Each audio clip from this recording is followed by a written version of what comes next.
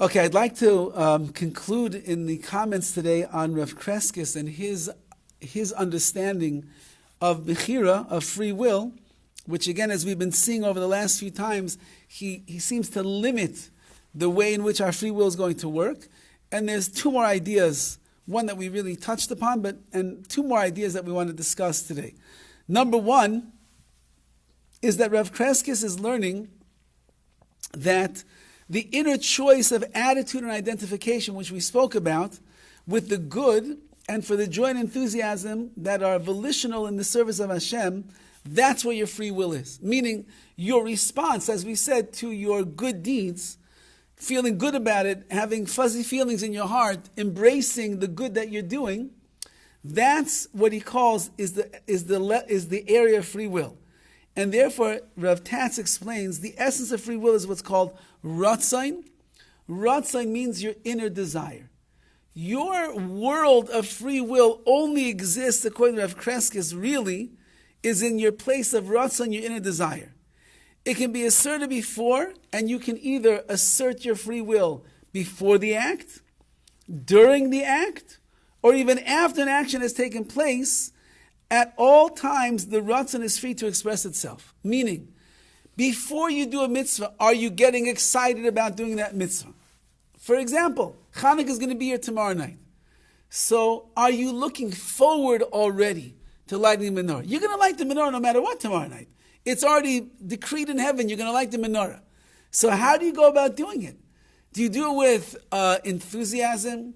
Do you do it with an excitement? You do it with a big smile on your face, and therefore you're showing that your ratzon, that your inner desire is to fulfill the mitzvah of menorah. And therefore that's your free will, that you're elevating the mitzvah itself through your desires to do it in the best possible way. Or is it just like, reading the newspaper, and therefore you're just going to go about your motions without much feeling, without real enthusiasm, without excitement, without happiness, without joy, and you're going to do it. So then that means that you, in that world, you chose the wrong choice. So that's on, if you do a mitzvah tomorrow night, and you light the menorah, and there's a nice smile on your face, and you're excited about it, and you sit there with your wife, and you tell over something that we learned together about the menorah, about Hanukkah, so then you just elevated the whole mitzvah. So it becomes a different mitzvah. That means that you now have taken the world, your inner world of ratzon, of inner desires, and you utilize them in a positive way. You get a mitzvah. If during the mitzvah, let's say beforehand, you're like, okay, this is no big deal. I'm going to light the candles. I've lit candles before, and you have no excitement going into it. But then when the candle gets burnt, you say, wow, this is just like we were learning in the class the other day. And this reminds me of the miracle of the oil. And you start thinking about the miracle of oil. You suddenly get excited. So then your ratzon, your inner desire came into being. Now let's say you had nothing before. You had nothing during. But afterwards, the candles are lit. And you're sitting on the couch. And you're kind of just staring at the candles. And you see the beautiful illuminating lights that are there. And you start thinking to yourself of times of yore of the Jewish people fighting against the Greeks, fighting for our identity, and the beauty of the light, which is the light of the Torah, the light of holiness. And you suddenly get excited, and you feel good about what you did. So then that becomes your place of free will. Now you can have it in all three places also. There could be enthusiasm going into the mitzvah. There could be enthusiasm during the mitzvah, and there could be enthusiasm after the mitzvah while you're just enjoying, basking in the glow of those candles. So that says, Rav Crescas, the way that Rabbi Tass is explaining, that's your free will in the world that we live in. Even after an action has been done, it can still be chosen because the essence of choice is expressed not in the action itself, but in the direction that the ratzon takes with respect to that action. Meaning, even though you didn't choose to light the menorah because you're a Jew and you're going to light the menorah, and especially after we had 2 weeks of classes on how to light the menorah, for sure you're going to light the menorah tomorrow night. So you're not really choosing, but after the fact, when you see that you got really excited, you have a drive to do it, you feel good about it. So then Hashem says, okay, he chose to light the menorah. You didn't choose. Yes, you did. Because since that you took your ratzon, your inner desire, and you realize that you made it count, and you elevated yourself as a result, so then Hashem says, I look at it as if you're choosing to do the mitzvah. That's a big deal. That's his chiddush over here. Your ratzon, your inner desires, can make it that the actions that you're doing, it's as if you chose to do the action. But that would have applied to everything. What do you mean? Morning prayers, evening prayers. Right, yeah, right. Fasting. Exactly. The more that a person is in it, and they're like living in the moment of that mitzvah, so then the more that they are responsible for the mitzvah itself, and they get more free will points. And on the good side. Now, okay, that's one thing. And the last thing that he discusses over here is that and this is another deep idea, we'll have to think about it, that when it comes to Emunah is our faith, our belief in Hashem. Rav Crescas allows for even less freedom of will. Whether or not you believe in Hashem, Rav Crescas learns there's really not such a place of BECHIRA, free will. Because he learns that Emunah is not something that is freely chosen. Beliefs are imposed on the mind by the form in which things appear to be true, and the will is not relevant to that. You will believe in what you hold to believe is true. You will not believe in something that you do not believe is going to be true. So that has nothing to do with your free will. As he points over here, you don't choose to believe. Belief is predicated on evidence and proof, not on efforts or will. If I see enough proof in this world that God exists, I'll believe in Hashem.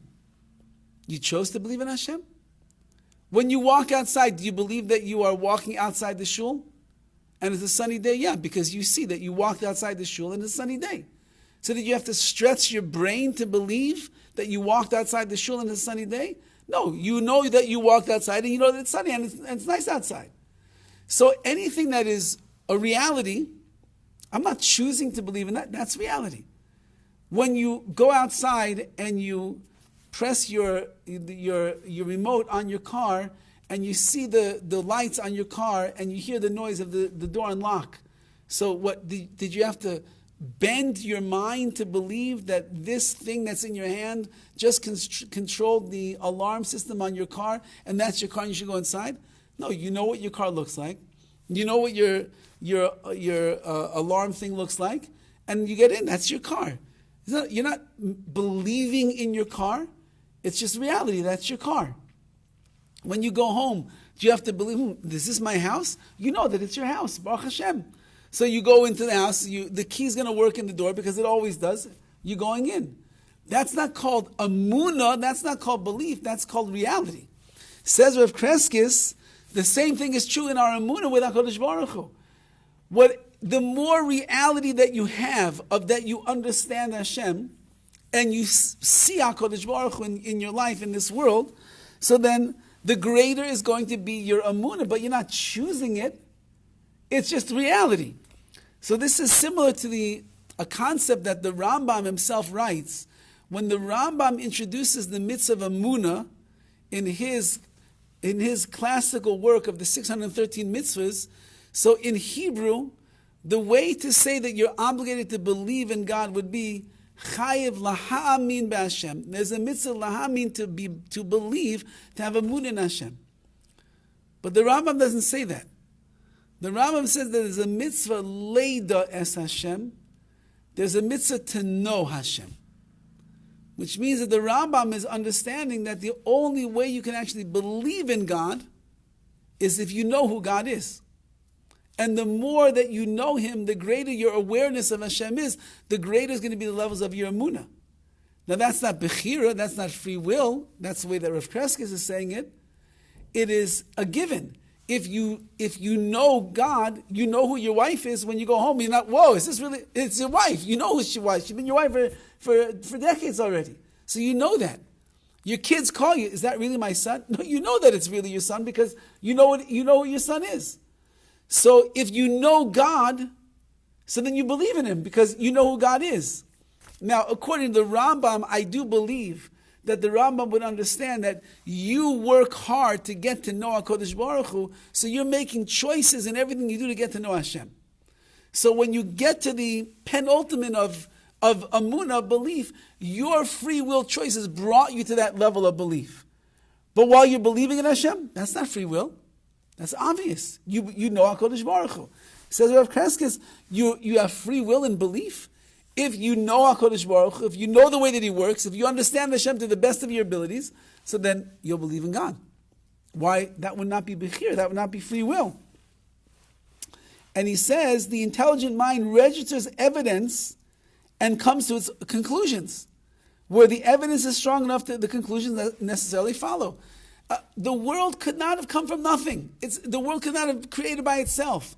The world there's too much perfection and symmetry that's going on in this world. Everything fits in and works the way that it is. It's impossible that it happened all by itself.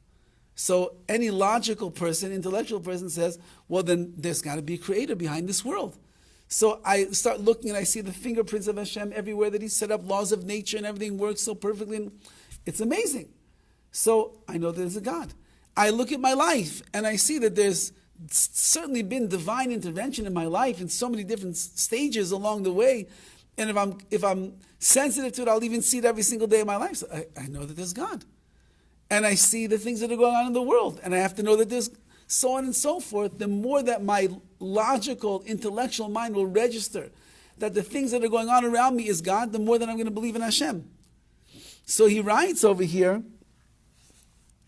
that even the miracles that we find by Yetzias Mitzrayim, when the Jewish people were leaving Egypt, and by Har Sinai as well, when they received the Torah, those are like forced belief on the Jewish people, and that kind of belief has nothing to do with choice. Meaning, you're a Jew, you're in Egypt, you're a slave for 210 years, backbreaking labor, miserable life, you've been watching the destruction of the Jewish people. Suddenly, this man, Moshe Rabbeinu, walks in, and everything changes just like that. And suddenly there's one plague after the other, and every plague is destroying the Egyptians, and the Jewish people are not being touched.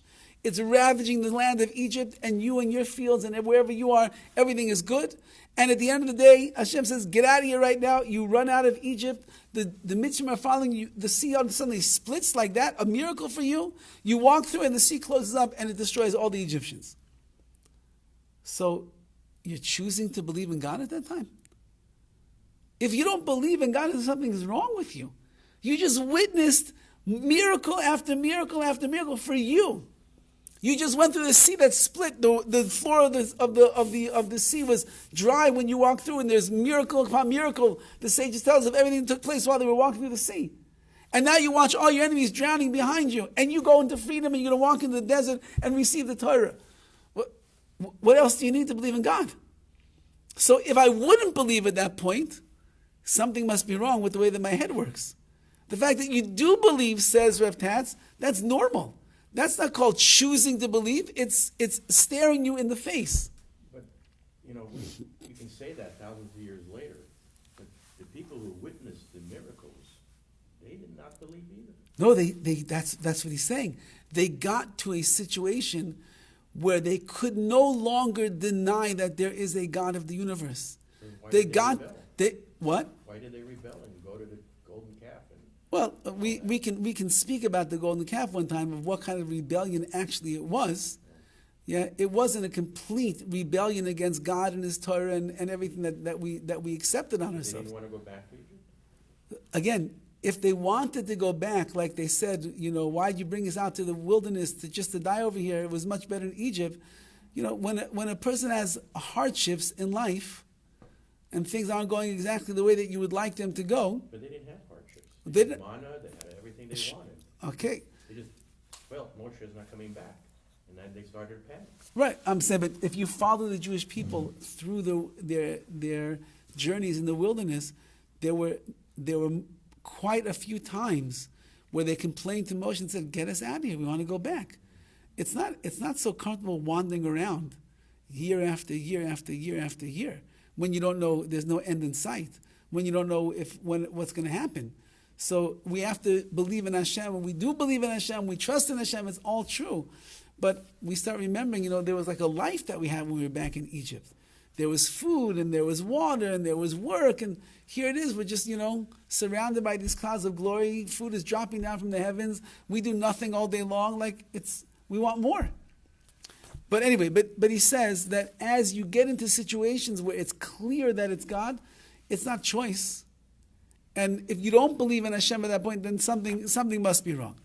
If there's any freedom of will in matters of faith, again, it is only man's response to what he believes and his identification with the objects of his faith.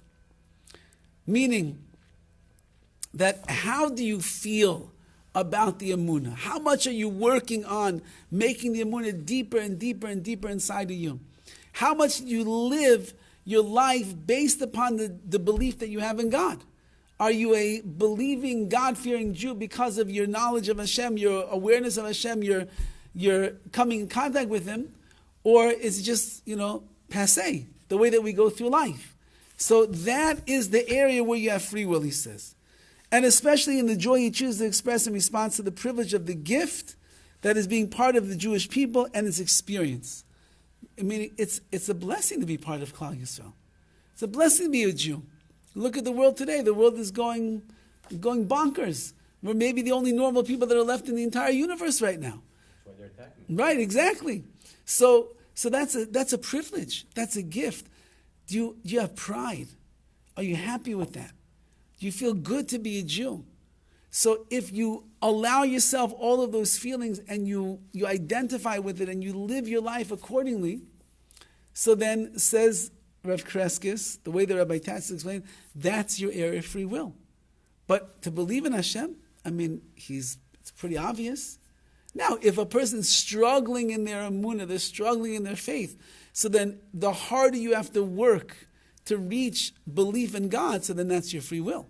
If you have to explore and you have to dig in and you have to go deeper into it and you have to learn the right works and everything like that and to understand better, so then that's you using your free will to get to your belief in Hashem. But he's saying in general, what you see is what you get. And therefore, if you believe in Hashem, of course you believe in Hashem. And therefore, for that, you shouldn't get reward. But for the deep feelings of emunah that you have inside of you, the way that you'll lead your life as a result of that emunah, because of the feelings of emunah you have inside of you, that's where your BECHIRA, that's where your free will is going to stand. And for that, you're going to get rewarded. Why did they make it so difficult on the Jew? You could love being a Jew, you can be proud of being a Jew. But you also know that you're being hated because you're a Jew. Okay. Just because you're a Jew. Right. So it's like a double-edged sword. I can be happy and proud, but I'm afraid. Right. This has been going on for thousands of years. Right. I always like to say it with the following parable. Imagine you're a coach of a team, and you've got Michael Jordan is on your team. So the coach expects the best out of Michael Jordan. He expects no less than 40 points a night. He expects some big Air Jordan dunks, and the fans will go crazy, and they're going to win the game. That's what he expects. There's other guys on the team, average players, 15 points, I'll be happy with them. They brick the ball, they miss it over here, it's fine. The fans don't love them so much. Okay, that's as long as Jordan does his job, we're good to go. So imagine the whole team has a lousy night. The guy that normally scores 15 points, he scores only 12 points. The guy that scores 10 only scores 6. Jordan usually scores 40 to 60. He scores 20 points that night. When the guys come off the court after a dismal performance, who's the coach getting angry at that night? Jordan. Because he's the chosen player of the team. He's the best guy that's on the court. And if he has a dismal performance, he does a lousy job, he's going to get the wrath of the coach. That's for maybe a night or two. So Klal Yisrael, the Jewish people, we are the chosen nation. And the performance of the Jewish people is supposed to be much different than the rest of the world. We're supposed to answer to a much higher call. We have a very lofty neshama that is required to do its mission and its task and take responsibility for its actions in this world. And HaKadosh Baruch Hu is looking out on the Jewish people and he's saying, let's see what you're doing. How are you playing the game? How are you involved? How much effort are you exerting? How many Air Jordans are you going to have in your performance of mitzvahs and your enthusiasm and your excitement and your keeping your mouth shut when it shouldn't speak Lashon Hara and your midos and everything? How much are you going to do? So if the Jewish people in general are not pulling the line, they're not pulling their weight in these areas, so then HaKadosh Baruch Hu says, so my MVPs are not playing like MVPs. So then there's going to end up being his disappointment and his frustration. He always waits as long as he possibly can before he will end up bringing the tragedies upon Klal Yisrael. But at a certain point, the MVP is going to end up getting the wrath of Hashem. And we're the MVPs. So our job is to try our best to live up to the reputation that the Jewish people have had over all the generations and be the kind of people that HaKadosh Baruch Hu wants us to be. And when we do that, then Be'ez Hashem, so then we bring the cheering from the fans, we bring the awards and the victories and the championships, we bring Mashiach. So that's really what we're trying to accomplish. You know, do you watch Fiddler on the Roof? I'm sure you do. Yes, I have. He said, God, why don't you pick somebody else for a change? He said to God, why don't you pick somebody else? Right. That's what he said. So what you're saying is that the Jews have done something wrong to create this latest tragedy. What? I mean, again. Something we didn't perform through our Jordan. I don't know that there's any Jew in the world, even the most religious of the Jewish people, that can say confidently, I'm perfect and I've done nothing wrong. But nobody has. Right. So that means that we all have what to work on. We all have what to improve in our lives. We all have what we need to change, and we need to advance, and we need to grow. We all have things that we have to become more sensitive to make ourselves better. We all have that. Now, why did HaKadosh Baruch Hu bring it at this point in history?